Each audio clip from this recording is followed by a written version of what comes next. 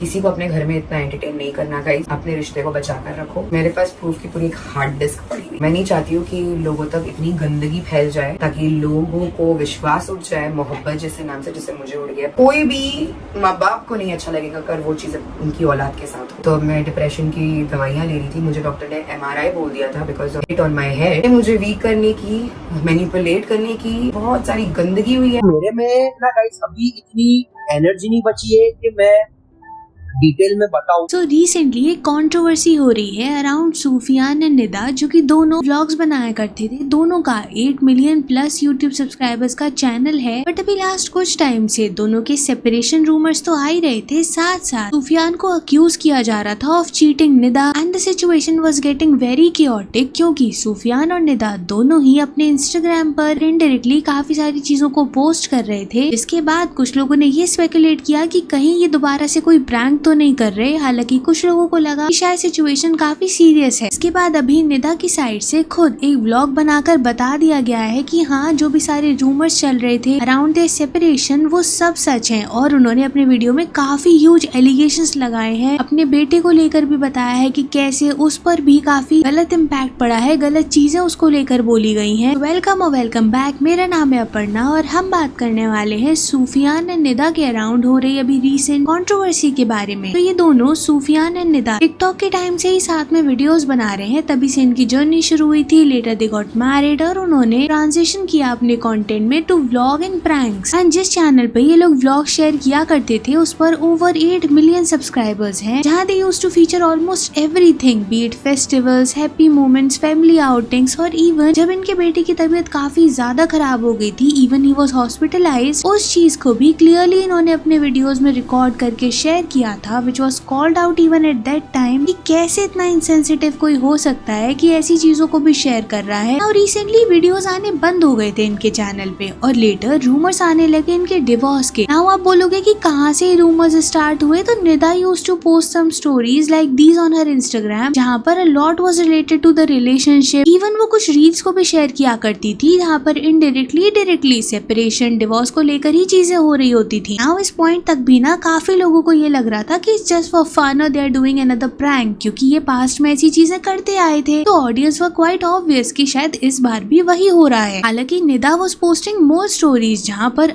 Domestic violence तक को hint किया जा रहा था। बट ना इस सिचुएशन तक भी लोग खासा कन्विंस नहीं थे। लोगों को अब भी यही लग रहा था कि प्रैंक चल रहा है या तो फिर बिग बॉस में जाने की तैयारी है। बट लेटर ऑन एक चीज काफी स्प्रेड होने लगी दैट सूफियान ने चीट किया है निदा को विद अ गर्ल एंड उसका नाम भी काफी ज्यादा आ रहा था। नाउ ऑफ कोर्स असम्पशंस इसलिए भी इतने सारे आ रहे थे क्योंकि सूफियान और निदा दोनों ही साइलेंट थे, कोई भी अपना पर्सपेक्टिव बता ही नहीं रहा था। And to add more fuel to this controversy, Nida ने अपने इंस्टाग्राम हैंडल पर सिंगल मॉम ऐड कर दिया था। Now people were curious to know, क्योंकि देखो जब आप व्लॉग बनाते हो, डेली अपनी लाइफ को शेयर कर रहे हो, तो लोगों को तो अटैचमेंट हो जाता है। लोग क्यूरियस होते हैं जानने के लिए कि क्या हुआ, व्लॉग्स क्यों नहीं आ रहे। तो जस्ट नाउ निदा ने अपने एक पुराने चैनल पर एक वीडियो अपलोड किया है जहां उन्होंने इस सारी कंट्रोवर्सी, सारे असम्पशंस को रिवील किया है, कंफर्मेशन दिया है उन पर काइंड ऑफ। तो she had made a 40 minute long video. Okay, so first point जो उसने हाईलाइट किया है इज दैट जिहान जो उनका बेटा है उसे फिजिकली एंड मेंटली ट्रॉमेटाइज